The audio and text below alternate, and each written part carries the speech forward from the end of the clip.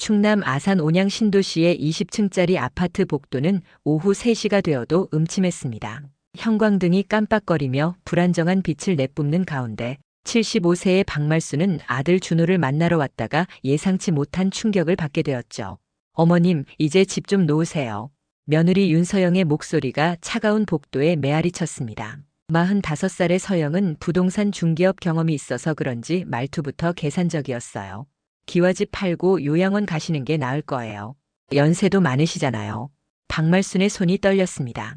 평생 장터에서 두부와 나무를 팔아 아들을 키워낸 그 손이 말이죠.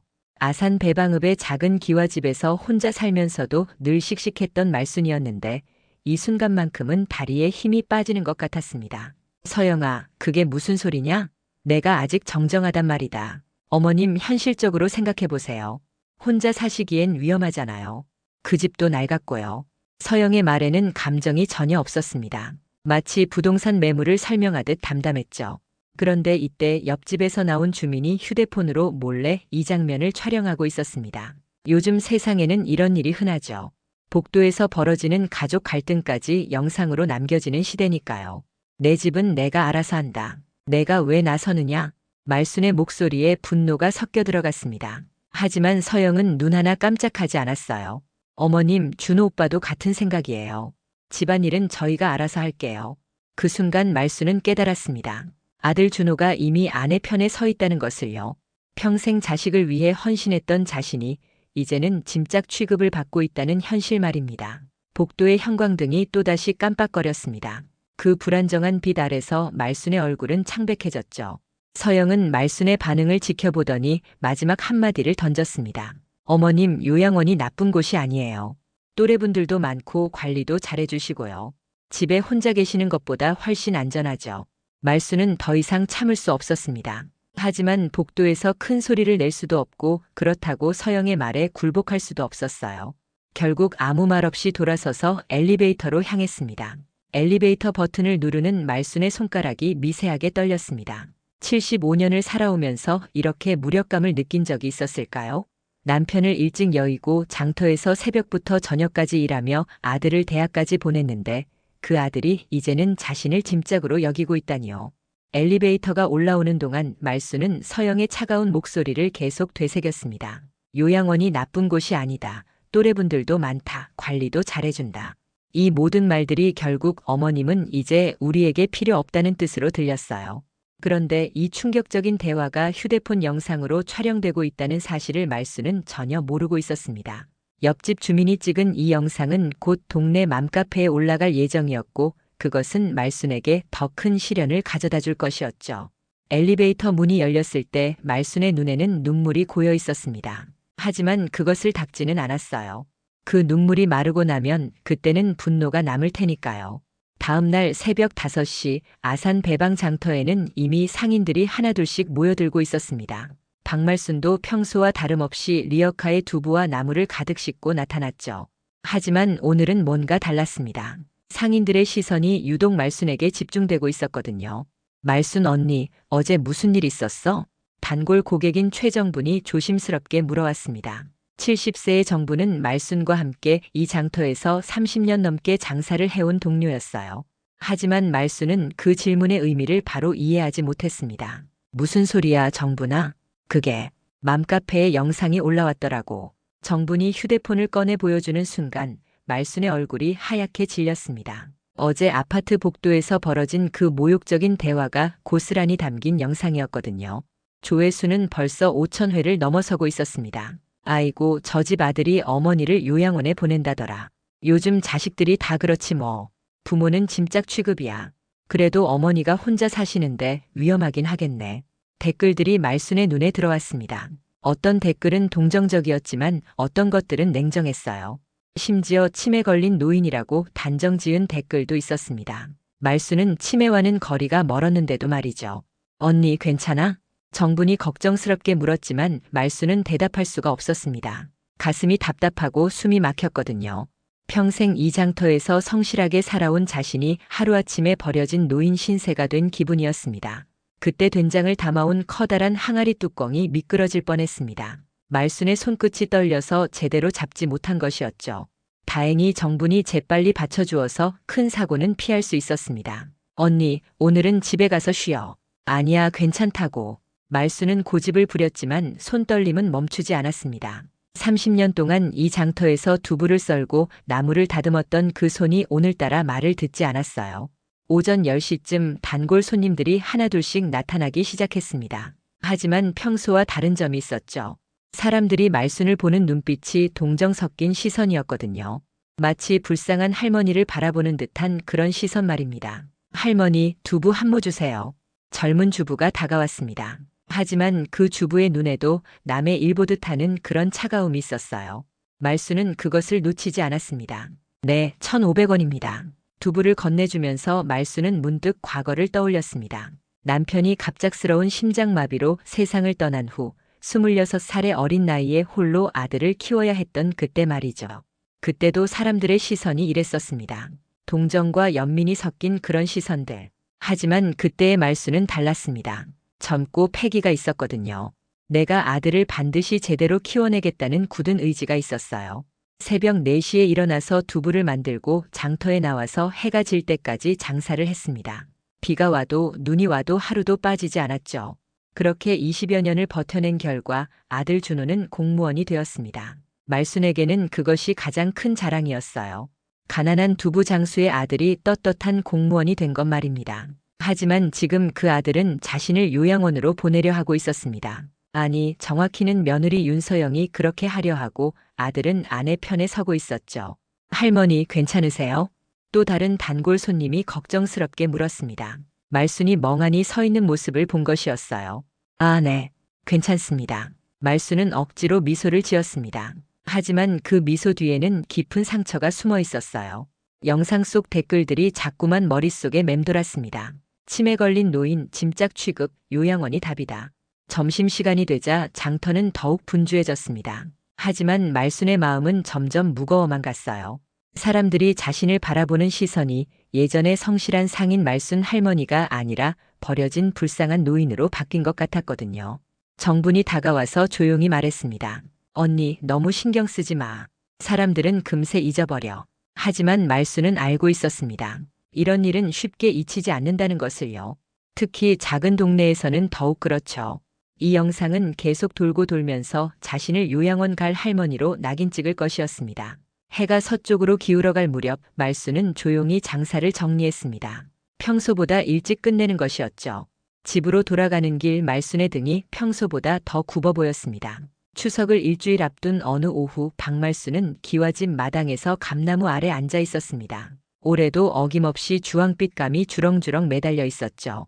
하지만 말순의 마음은 그 감만큼 달콤하지 않았습니다. 며칠 전 장터에서 겪은 수치심이 아직도 가슴 한편에 남아 있었거든요. 어머니, 안녕하세요. 대문 너머로 익숙한 목소리가 들려왔습니다. 아들 준호와 며느리 서영이었어요. 말순은 마음의 준비도 되지 않은 상태였지만 어쩔 수 없이 일어서서 대문을 열어주었습니다. 왜 미리 연락도 안 하고 와? 그냥 어머니 얼굴 보고 싶어서요. 준호의 말에는 어색함이 묻어 있었습니다. 48살의 준호는 평소 과묵한 성격이었는데 오늘은 유독 더 말이 없었어요. 반면 서영은 평소와 다름없이 차분한 표정이었습니다.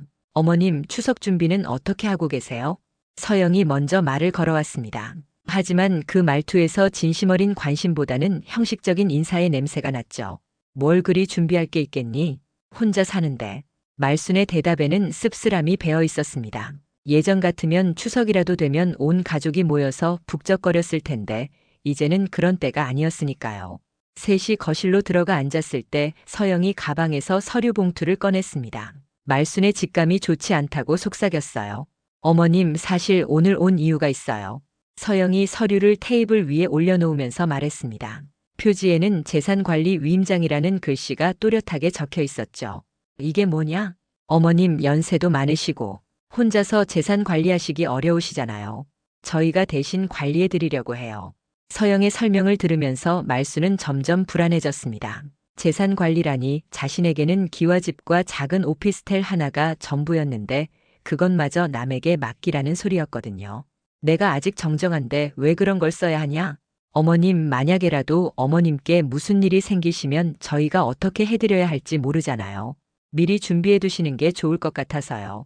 준호가 조심스럽게 거들었습니다. 하지만 그의 목소리에는 확신이 없었어요.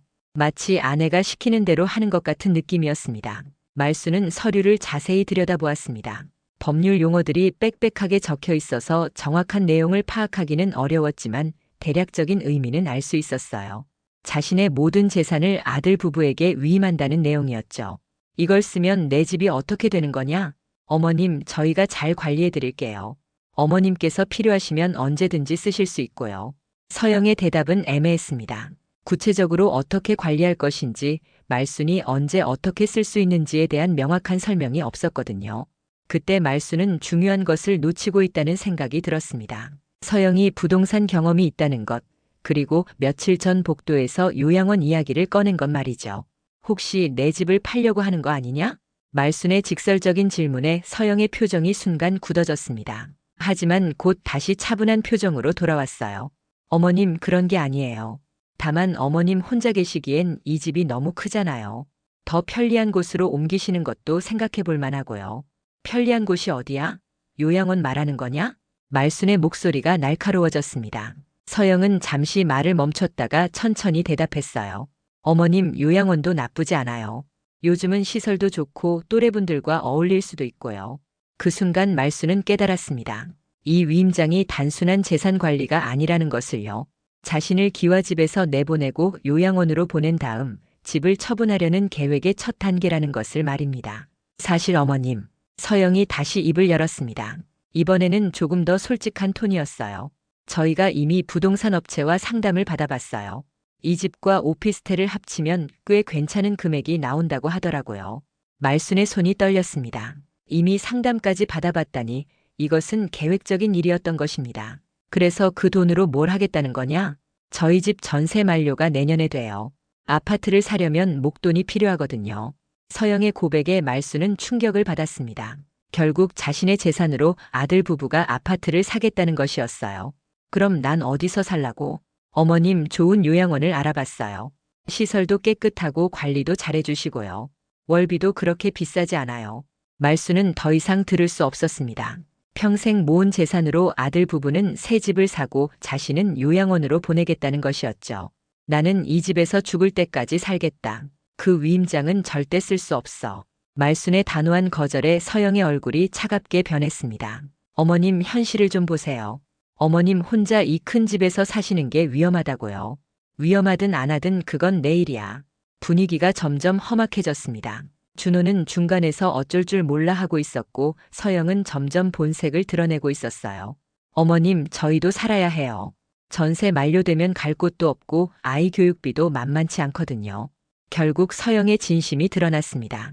시어머니의 안위보다는 자신들의 경제적 필요가 우선이었던 것이죠. 말수는 위임장을 서영에게 밀어주었습니다.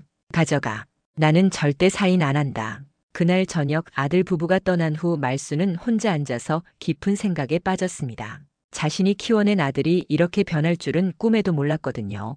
그날 밤 박말수는 잠을 이룰 수 없었습니다. 며느리 서영이 내민 위임장의 내용이 머릿속에서 맴돌았거든요. 재산관리 위임장이라는 그럴듯한 이름 뒤에 숨겨진 진짜 의도를 생각하니 가슴이 답답했습니다. 새벽 5시 말수는 평소보다 일찍 일어나 마당으로 나갔습니다. 감나무 아래에서 깊은 숨을 들이마시며 마음을 가다듬었죠. 75년을 살아오면서 이런 배신감을 느껴본 적이 있었을까요? 이래서는 안 되겠다. 말수는 혼잣말을 중얼거렸습니다. 그리고 결심했어요. 더 이상 당할 수만은 없다고 말입니다. 오전 9시 말수는 아산 주민센터로 향했습니다. 버스를 2번 갈아타야 하는 먼 거리였지만 걸어서라도 가야겠다는 생각이었어요. 주민센터에는 매주 화요일마다 무료 법률 상담소가 열린다는 걸 동네 이장님께 들었거든요. 어르신, 어떤 일로 오셨나요? 상담실에 들어서니 30대 중반으로 보이는 젊은 변호사가 친절하게 맞아주었습니다. 박지연 변호사라고 명패에 적혀 있었어요. 변호사님, 제가 좀 억울한 일을 당해서 왔습니다. 말수는 떨리는 목소리로 며칠 전에 있었던 일들을 차근차근 설명했습니다. 며느리가 요양원 이야기를 꺼낸 것부터 위임장을 들고 온 일까지 빠짐없이 이야기했죠. 박 변호사는 말순의 이야기를 들으면서 고개를 끄덕였습니다. 그리고 말순이 가져온 위임장 사본을 자세히 살펴보았어요. 어르신, 이 서류 정말 위험합니다. 박 변호사의 첫마디에 말순의 가슴이 철렁했습니다. 어떻게 위험하다는 겁니까? 이 위임장에 사인하시면 어르신의 모든 재산이 아드님 부부 명의로 넘어갑니다. 그리고 이 조항을 보세요. 박 변호사가 특정 부분을 가리키며 설명했습니다. 여기에 필요시 매각 처분 권한 포함이라고 적혀 있어요. 즉, 아드님 부부가 마음만 먹으면 어르신의 집을 팔 수 있다는 뜻입니다. 말순은 그제야 사태의 심각성을 깨달았습니다. 단순한 관리 위임이 아니라 완전한 소유권 이전이었던 것이죠.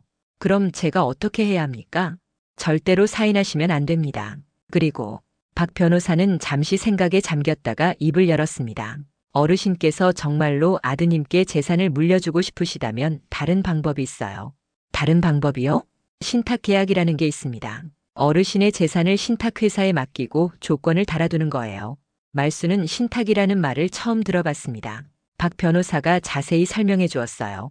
예를 들어 아들이 일정한 조건을 충족했을 때만 상속받을 수 있다는 식으로 조건을 걸어두는 겁니다. 어떤 조건 말입니까? 그건 어르신이 정하시는 거예요. 효도 조건이라고 할까요? 말순의 눈이 반짝였습니다. 이것이야말로 자신이 찾던 답이었어요. 구체적으로 어떤 조건을 걸 수 있나요? 예를 들면 요양원에서 100시간 봉사활동을 하고 공개적으로 사과하지 않으면 상속권이 없다는 식으로요. 박 변호사의 제안에 말순은 깊이 생각에 잠겼습니다. 요양원 봉사라니 이보다 적절한 조건이 있을까 싶었어요. 자신을 요양원으로 보내려던 며느리에게는 가장 아이러니한 조건이겠죠. 비용은 얼마나 듭니까? 수수료가 있긴 하지만 어르신 재산을 지키는 것에 비하면 적은 금액이에요. 그리고 가장 중요한 건 어르신께서 살아계시는 동안은 모든 권리를 그대로 갖고 계시다는 점입니다. 말순은 더 이상 망설이지 않았습니다. 하겠습니다. 신탁계약을 하겠어요. 어르신 정말로 하시겠어요? 가족관계에 큰 파장이 있을 수도 있어요.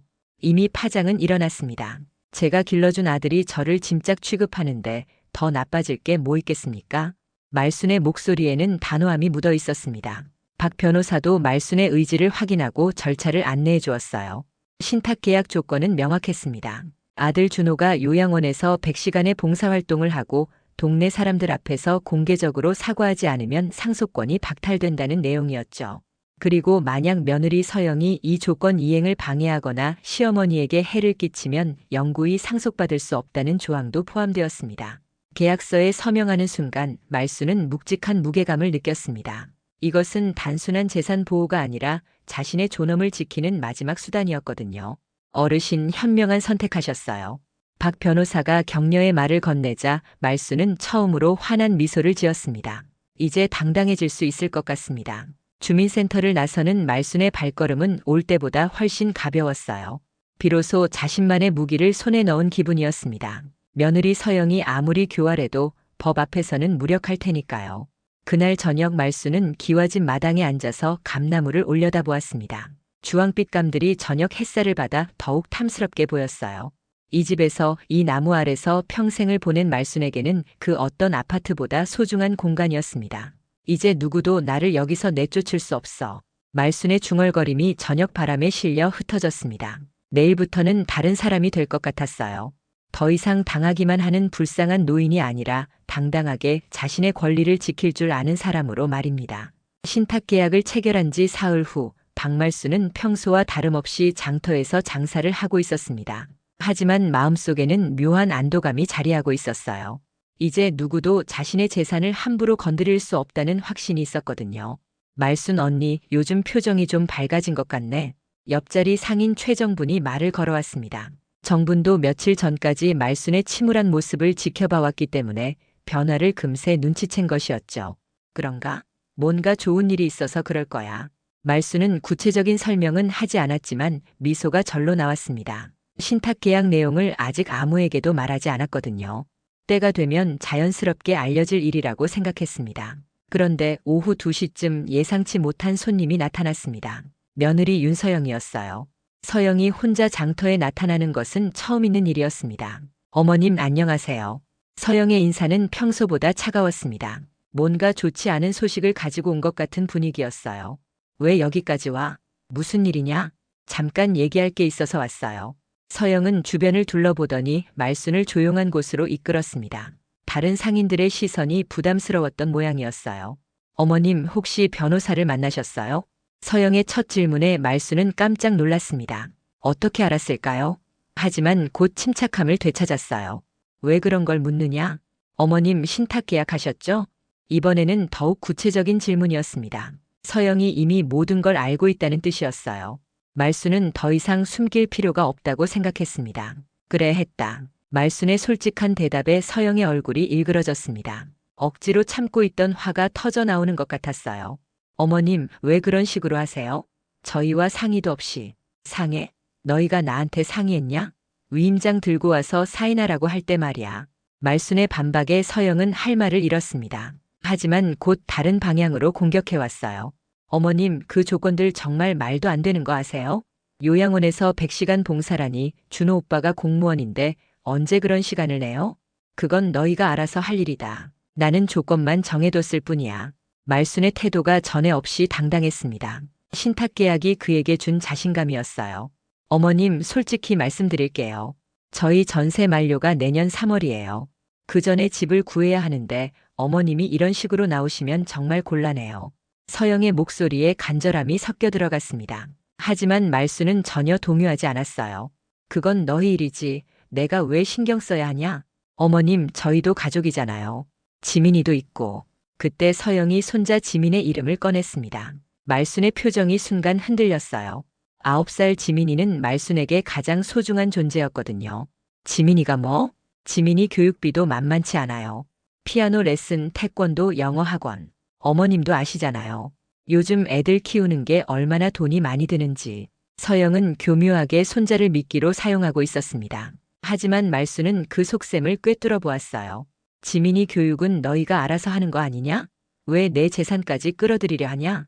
어머님, 정말 매정하시네요. 지민이가 어머님을 얼마나 따르는데.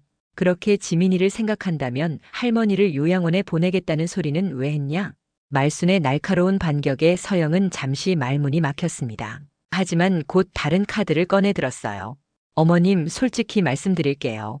어머님이 이런 식으로 나오시면 지민이 다시 못 만나게 할 수도 있어요.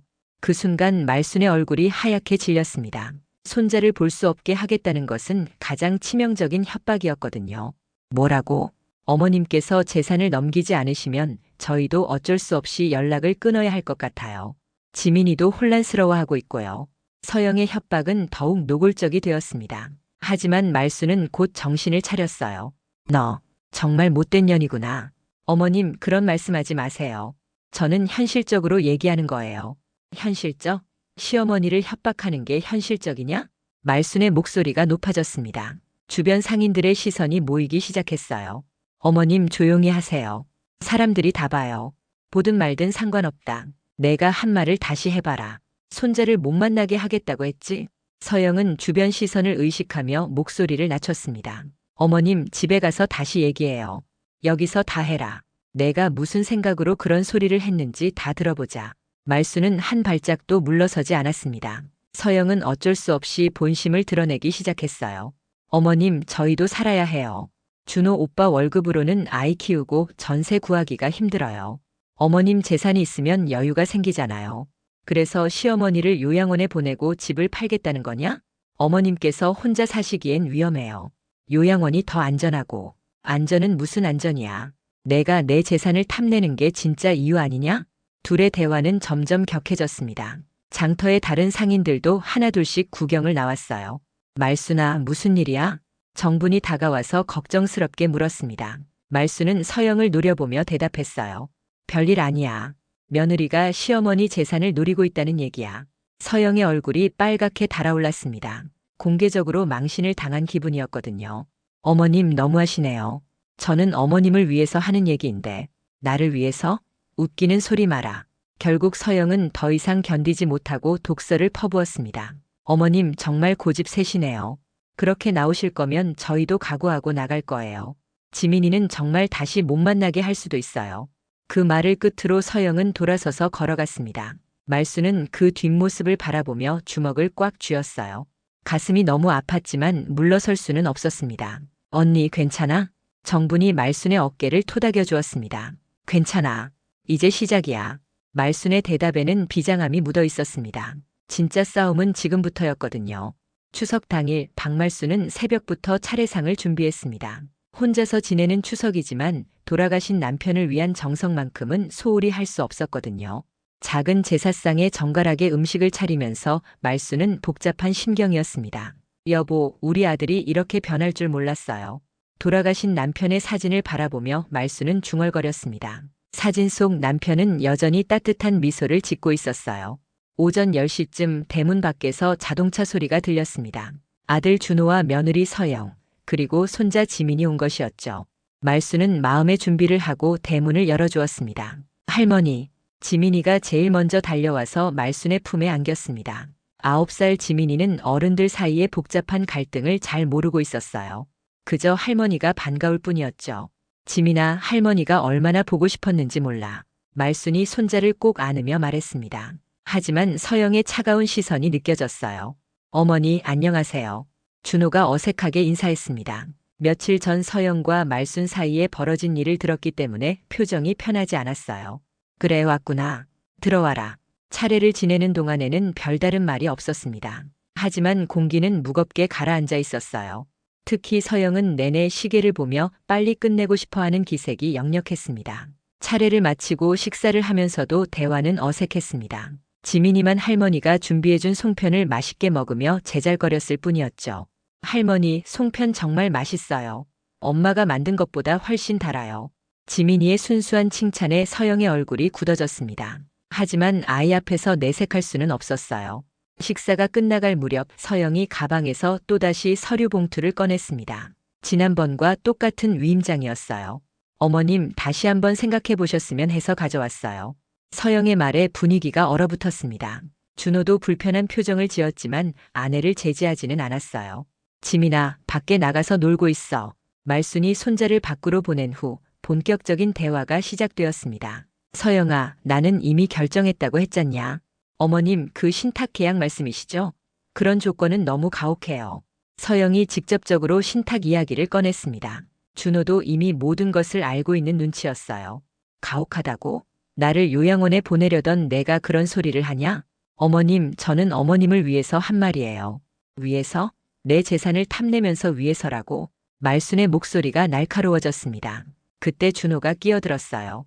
엄마, 우리가 그런 속셈이 아니에요. 정말 엄마를 걱정해서.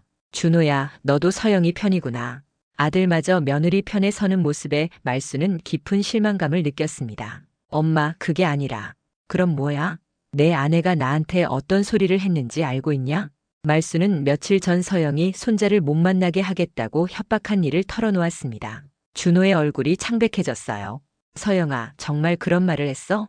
오빠, 그때는 급한 마음에. 서영이 변명하려 했지만 준호의 표정은 이미 굳어져 있었습니다. 그때 말순이 자리에서 일어나더니 방으로 들어갔습니다. 그리고 신탁 계약서를 들고 나왔어요. 이걸 보거라. 말순이 계약서를 테이블 위에 올려놓았습니다. 서영과 준호가 내용을 읽어보는 동안 표정이 점점 어두워졌어요. 엄마, 이게 뭐예요? 요양원에서 100시간 봉사라니. 준호가 당황하며 말했습니다. 공개 사과까지 해야 한다고요? 서영도 믿을 수 없다는 표정이었어요.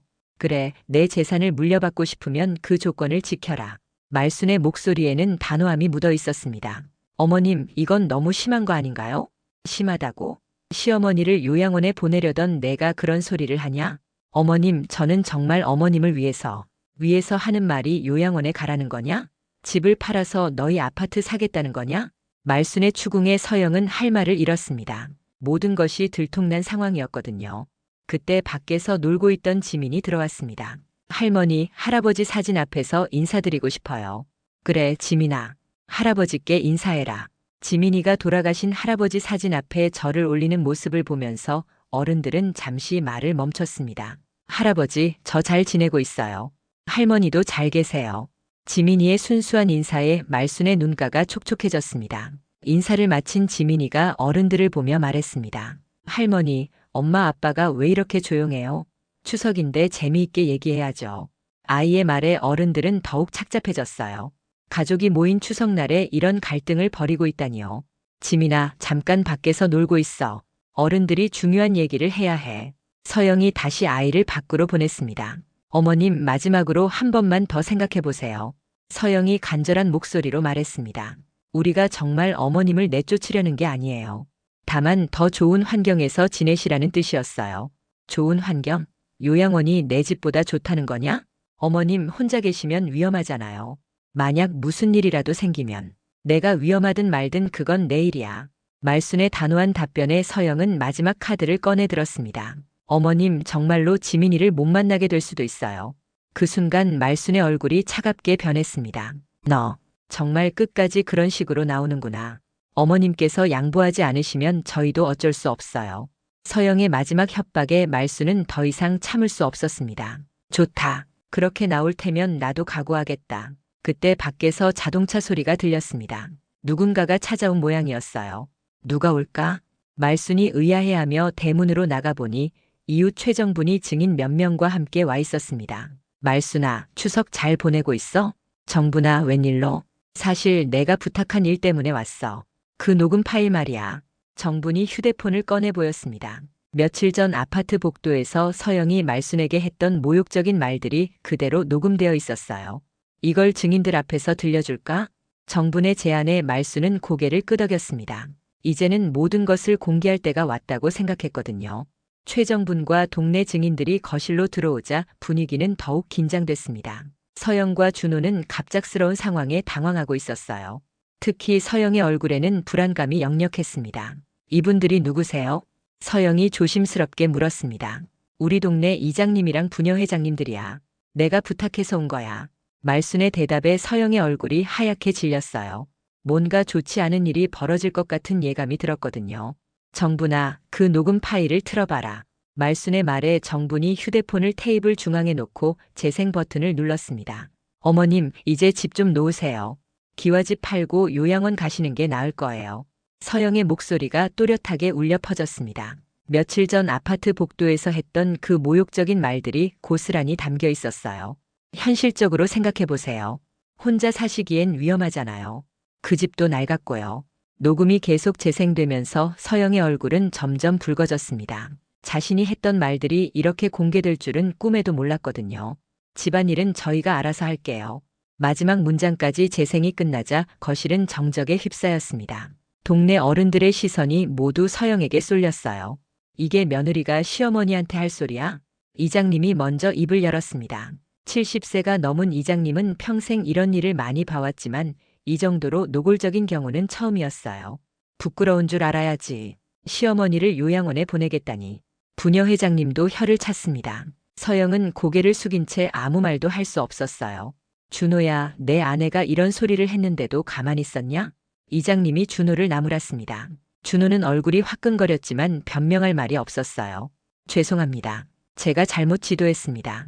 준호가 고개를 숙이며 사과했지만 이미 엎질러진 물이었습니다. 지도고 뭐고 이건 사람의 기본도 안 된 거야. 동네 어른들의 질책이 이어졌습니다. 서영은 견디다 못해 일어섰어요. 저는 정말 어머님을 위해서 한 말이었어요. 위해서? 시어머니 집 팔아서 자기들 집 사려는 게 위해서야? 정분이 날카롭게 반박했습니다. 그게 아니라. 서영이 변명하려 했지만 말순이 또 다른 폭탄을 터뜨렸습니다. 그것만이 아니야. 이 며느리가 나한테 뭐라고 했는지 들어봐라. 말순이 며칠 전 장터에서 있었던 일을 상세히 설명했습니다. 서영이 손자 지민이를 미끼로 협박했던 일까지 모두 털어놓았어요. 손자를 못 만나게 하겠다고? 이게 사람이 할 소리야? 이장님이 분노했습니다. 아이를 볼모로 잡다니 정말 어처구니가 없네. 부녀회장님도 고개를 저었습니다. 서영은 더 이상 견디지 못하고 폭발했습니다. 저희도 살아야 해요. 전세 만료되면 갈 곳도 없고 아이 교육비도 만만치 않다고요. 그래서 시어머니 재산을 뺏으려고 하냐? 뺏는 게 아니에요. 어머님께서 혼자 관리하시기 어려우니까 저희가 도와드리려는 거예요. 도와준다면서 왜 요양원 얘기를 하냐? 말순의 추궁에 서영은 할 말을 잃었습니다. 그때 준호가 아내를 제지하려 했어요. 서영아, 그만해. 오빠도 같은 생각이었잖아요. 어머님 혼자 사시는 게 위험하다고 했잖아요. 서영이 남편까지 끌어들이자 준호의 얼굴이 창백해졌습니다. 나는 그런 뜻이 아니었어. 그럼 뭔 뜻이었어요? 위임장 가져올 때는 왜 같이 왔어요? 부부가 서로를 탓하기 시작하자 동네 어른들은 더욱 혀를 찼습니다. 말순아, 이런 자식들한테 재산을 물려줄 필요 없어. 이장님이 말순을 위로했습니다. 네, 이미 신탁 계약을 해뒀습니다. 말순이 계약서를 보여주자 어른들이 자세히 살펴보았어요. 요양원에서 100시간 봉사. 잘했어, 말순아. 공개 사과까지. 이 정도는 해야지. 동네 어른들은 모두 말순의 편에 섰습니다. 서영과 준호는 완전히 고립된 상황이었어요. 그때 밖에서 놀던 지민이가 들어왔습니다. 할머니, 왜 이렇게 시끄러워요? 아, 동네 할아버지 할머니들도 오셨네요. 아이의 순수한 모습을 보자 어른들의 표정이 잠시 부드러워졌습니다. 하지만 서영은 이 기회를 놓치지 않았어요. 어머님, 정말로 지민이를 못 만나게 하실 거예요? 마지막 협박이었습니다. 하지만 이번에는 동네 어른들이 먼저 반응했어요. 이 못된 며느리가 끝까지 협박을 하네.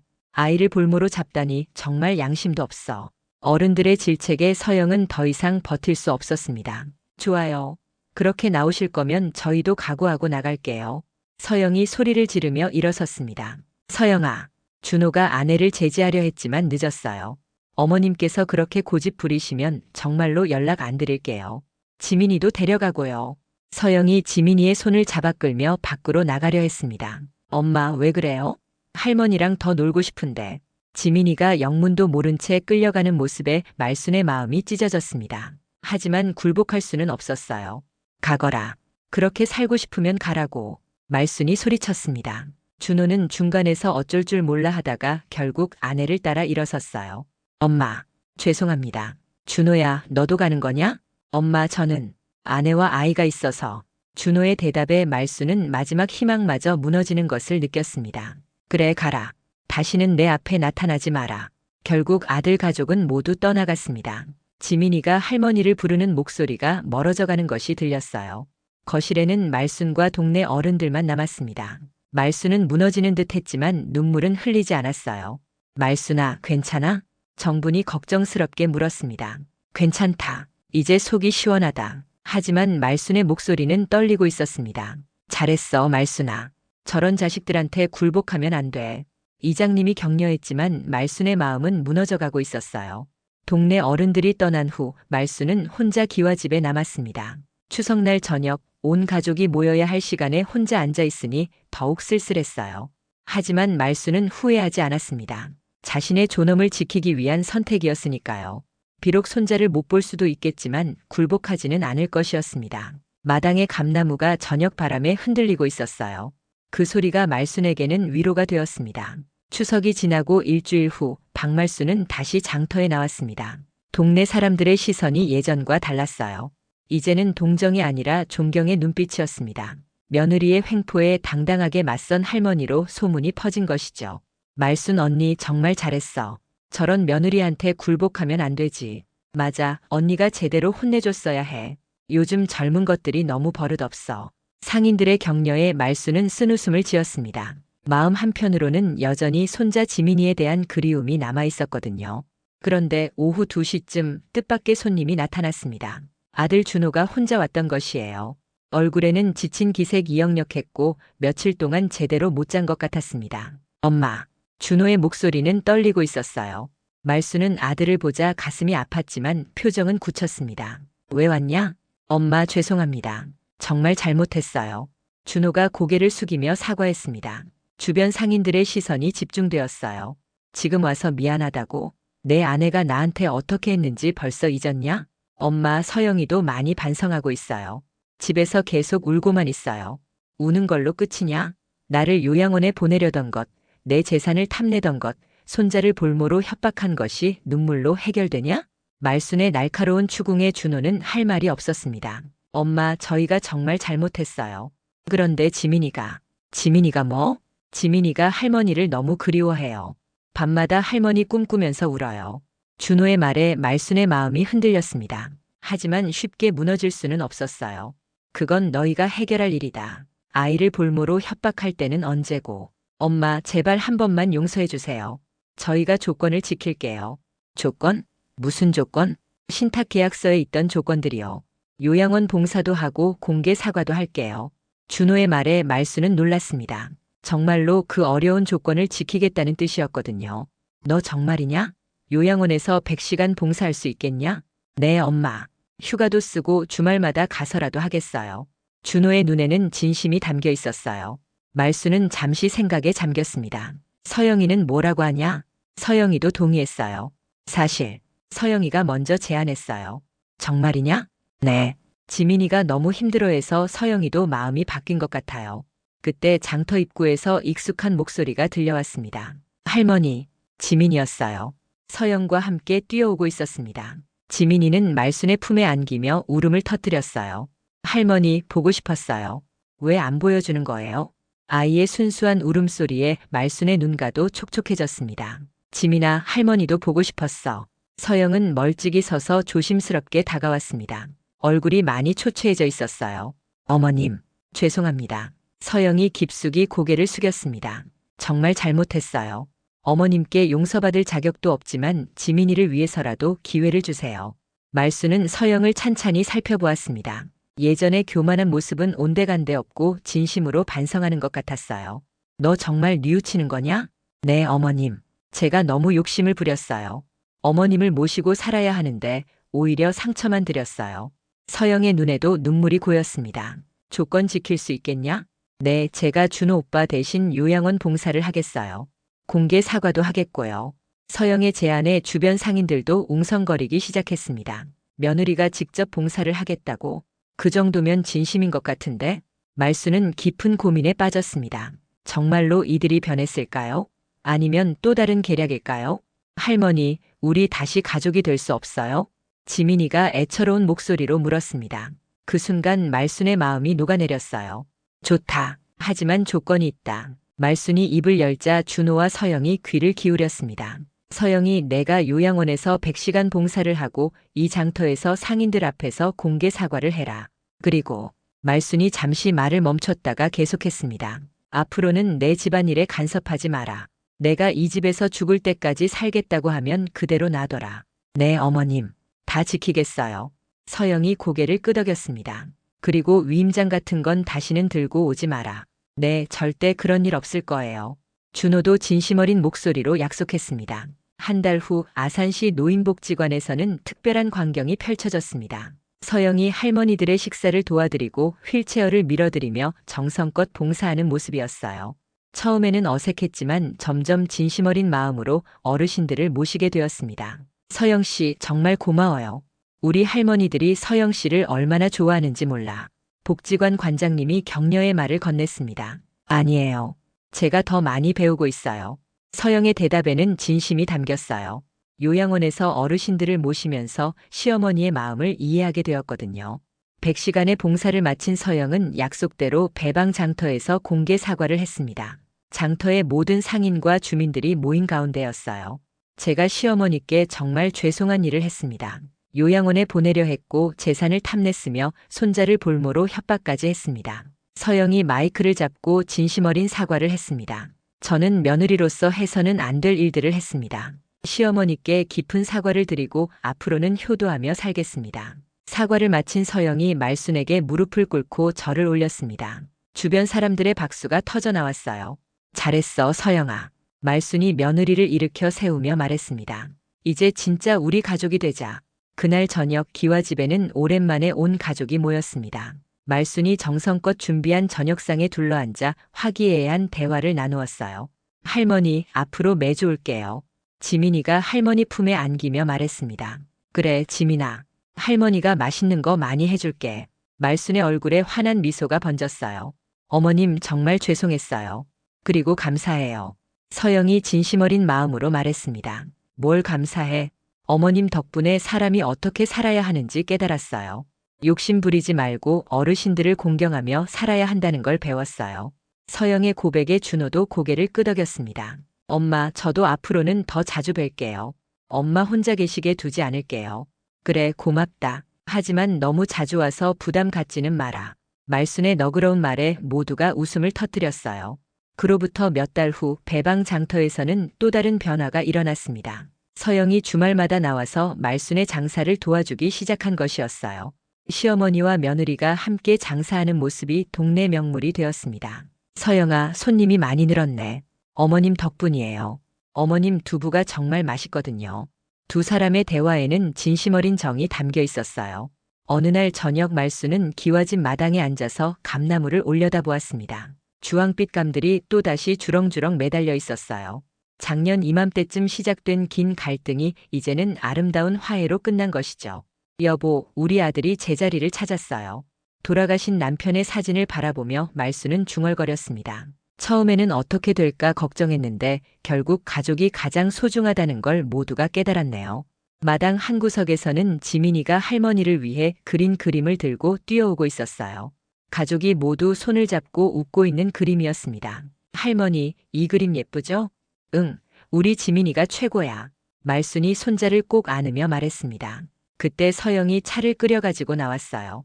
어머님, 감잎차 끓였어요. 고맙다, 서영아.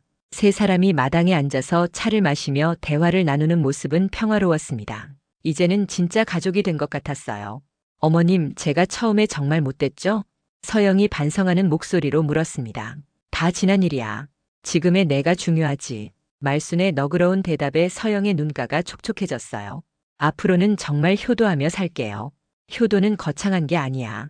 그냥 가끔씩 얼굴 보여주고 안부 물어보면 돼.